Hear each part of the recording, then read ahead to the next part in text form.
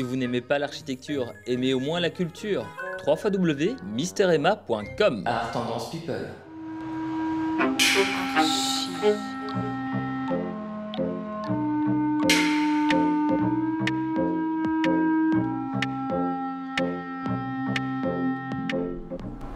Bonjour et bienvenue dans Archi Urbain, l'émission qui vous parle d'architecture et d'urbanisme à Bruxelles. Je suis aujourd'hui en compagnie de Florent Sény. Bonjour Florent. Bonjour. Du bureau Zoom Architecture. Exactement.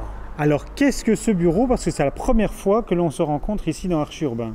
Qu'est-ce que ce bureau? Alors ce bureau, c'est une histoire entre deux personnes qui se connaissent depuis 15 ans. Donc Estelle Benatar, mon associé, et moi. Et en fait, on est un bureau qui fait de l'architecture et de l'architecture d'intérieur, c'est-à-dire qu'on va de A à Z. D'accord. En gros, c'est ça.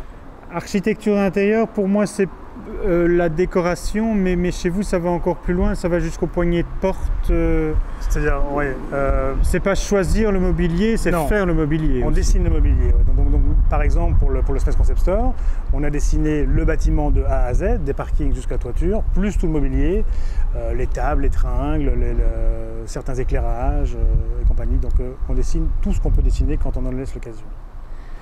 Nous sommes ici, non loin de Mézères, chaussée de Louvain, dans un magasin qu'on va dire Concept Store. Concept Store, comment est-ce qu'on pourrait traduire ça? C'est un magasin nouvelle formule? C'est une tentative, un essai?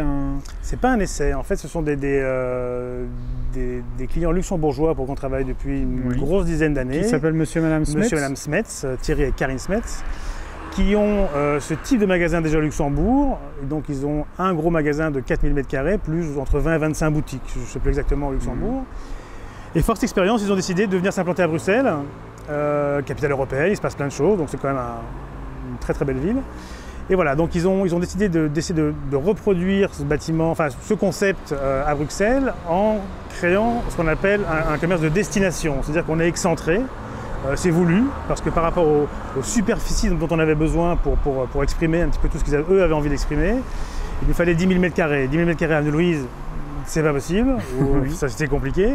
Donc ils ont décidé de s'excentrer. Alors c'est vrai que ça paraît un petit peu bizarre au départ. Tu sais que Port-Zampar donne des mètres carrés supplémentaires rue de la Loi. Hein. C'est Port-Zampar. Voilà. Et donc vous avez trouvé ce terrain qui était vide, juste à côté de BTV. Voilà. Et vous vous êtes dit pourquoi pas. On est près du ring, il se passe quand même plein de choses. Il y a RTL, il y a la RTBF, il y a plein de boîtes de prod, il se passe plein de choses. Donc c'est pas si mal que ça. Alors les gens sont un petit peu inquiets, oui c'est loin, c'est pas vrai. Je veux dire, quand tu m'as appelé, j'étais en retard, j'étais au Belga, place Flaget, un quart d'heure après. J'étais là. T'étais là, c'est vrai. C'est pas très loin. Je propose qu'on pousse la porte pour aller voir le magasin. On va définir un peu les différentes zones. Ok, super. L'entrée n'est pas vraiment l'entrée parce que la première entrée, c'est celle où nous étions. Exactement.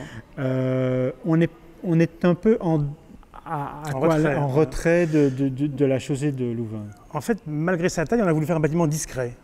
Un peu se fondre dans la chaussée de Louvain qui est, il faut l'avouer, peut-être pas la plus belle rue de Bruxelles. Et on a voulu créer un patio pour créer une zone tampon entre la chaussée de Louvain et l'espace dans lequel on se trouve maintenant, qui est un espace, un univers différent, de luxe, de qualité, de beauté, d'art et compagnie.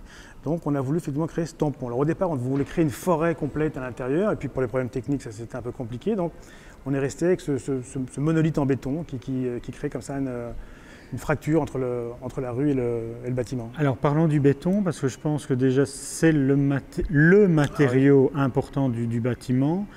Le béton est dehors, ce qui donne déjà un caractère très contemporain. Oui. Le béton à l'intérieur, pourquoi? Alors pourquoi? Parce qu'effectivement, on a beaucoup de produits. On a beaucoup de produits qui ont beaucoup de couleurs. Les vêtements, la mode, c'est quelque chose qui a énormément de couleurs. Donc on voulait effectivement laisser la place aux produits, à ce que les gens les vendent dedans. On ne voulait pas imposer notre architecture en premier. On voulait effectivement que ce que l'on voit le plus et ce que les gens ont envie de voir, c'est le produit. Les gens, quand ils rangent le magasin, c'est pas ce qu'ils importent le plus.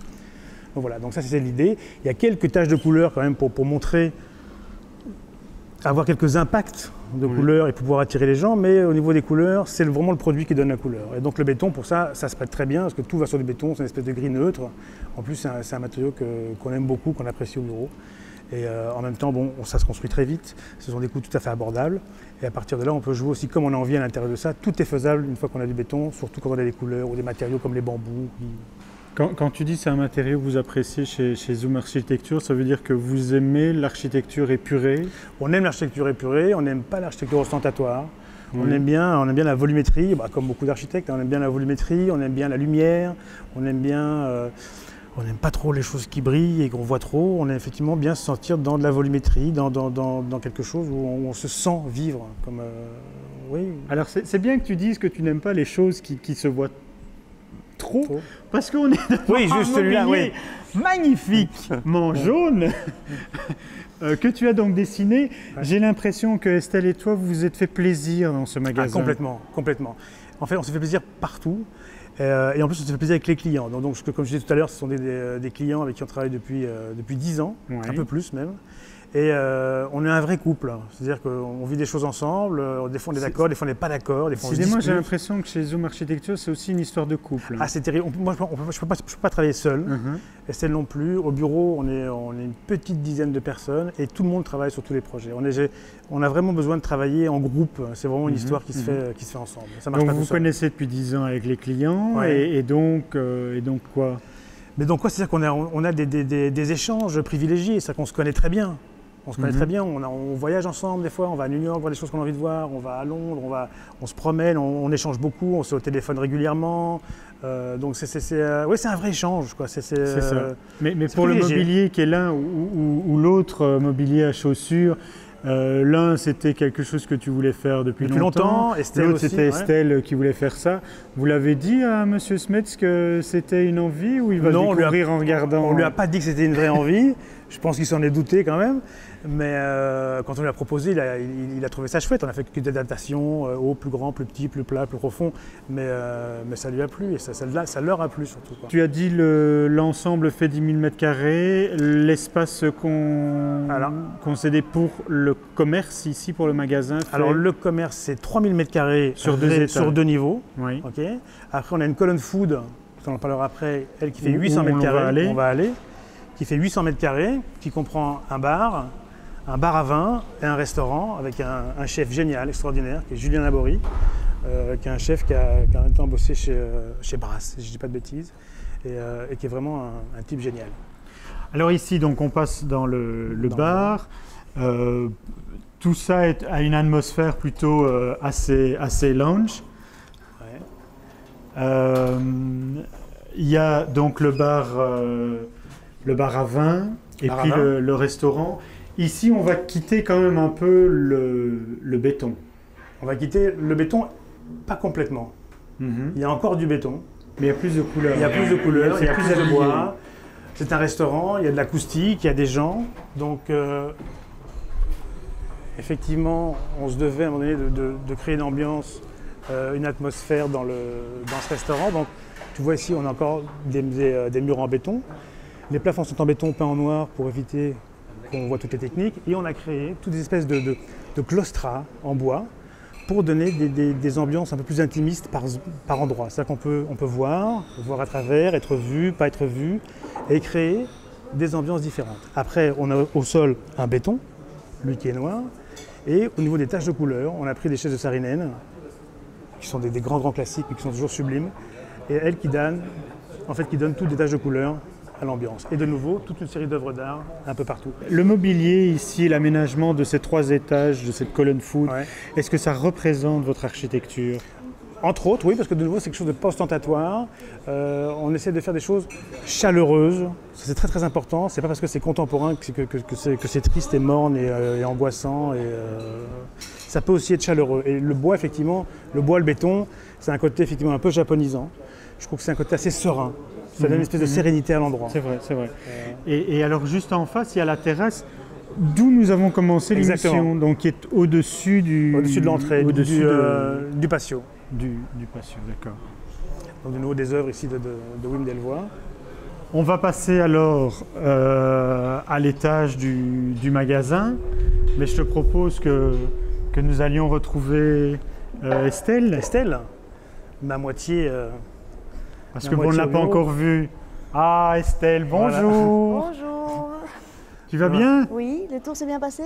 Très bien. Qu'est-ce que tu en penses, Pas Florent? mal, je crois. Oui, pas mal. Ouais, je crois un peu pas mal. Moi, je voudrais quand même m'arrêter un petit peu ici parce qu'il y a un magnifique bambou. Estelle, est-ce que tu peux me parler de ces... C'est quoi? C'est une œuvre? C'est un habillage? C'est un habillage d'espace un peu féminin. Parce qu'on voulait habiller, on voulait donner un Ça, c'est ta caractère touche? féminin. Non, c'est notre touche Hein. générale. On voulait habiller l'espace qui est très masculin et très brut. On retrouve le même au rez-de-chaussée. Hein. Oui, et on voulait faire que tous les espaces soient habillés par ce bambou et qu'il fasse une maille et qui englobe tout l'espace pour faire un Créer des écrin zones. pour tous les vêtements, etc. Et faire des socles pour créer des zones. Ah, les socles. Les socles, les socles. En fait, donc ça, c'est une sculpture dont on s'est inspiré, qui a été faite au MoMA il y a quelques années. C'était une œuvre éphémère faite en bambou. Et donc on a pris contact avec les gens qui avaient fait cette sculpture et les types qui ont réalisé ces bambous extraordinaires, ces feux et métal, c'est des gens vraiment géniaux, sont mis en contact avec eux, avec les Américains, pour voir effectivement comment ils avaient fait, travailler, acheter leur bambou, humidifier, cintrer et compagnie. Donc il y a eu un vrai échange et c'était très chouette, c'était une très belle aventure, ça. C'est très chouette aussi. Qu'est-ce qu'on pourrait dire d'autre sur le bureau? Qu'est-ce que vous construisez? Quel autre exemple est-ce qu'on pourrait citer? On peut faire des projets qui vont faire 30 mètres carrés ou 10 000 mètres carrés. Du moment que l'histoire est belle, ça ne nous pose pas de problème. Bon, eh bien, j'espère que cette On s'amuse avec tout. J'espère que cette histoire aura donc été belle pour vous tous. Vous pouvez voir et revoir cette émission sur le site internet d'Archurbain, www.archiurbain.be. Quant à nous, on va se quitter. N'hésitez pas à m'appeler ou à m'écrire si vous voulez que l'on se revoie, que je donne des informations sur le bureau. Maintenant que l'on se connaît, je vous remercie et à bientôt. Merci. Au revoir. Merci. Au revoir.